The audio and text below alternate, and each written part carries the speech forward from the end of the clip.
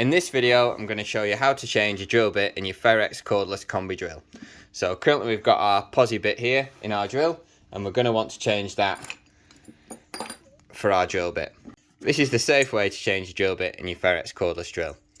So what you want to do first of all is you want to isolate the battery. So we've removed that, so our drill's safe, it's not going to go off accidentally. Now what we need to do is we want to keep one hand on the drill, use our other hand on the chuck, and where this textured appearance is here, if we just wind that back, you can see it widens the jaws of our drill.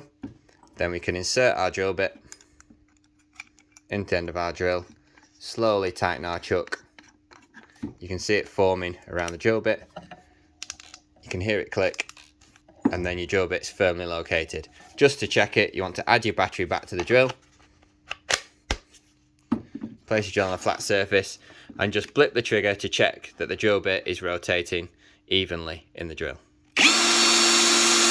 As you can see, that's rotating fine, showing that we've got our drill bit in the right position.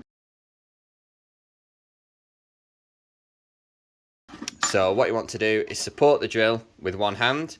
You want to flick the drill into reverse gear on there, and then you want to slowly apply a little bit of tension to the trigger to unlock the chuck.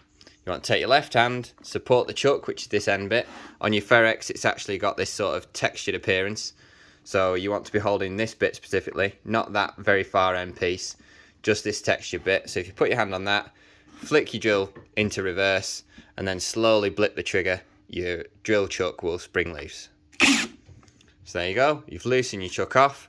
You can see what happens when I show you down here. So as we loosen it, the chuck retracts, and then if we go the other way, the chuck tightens. So that is how you change the drill bit on your Ferrex cordless combi drill.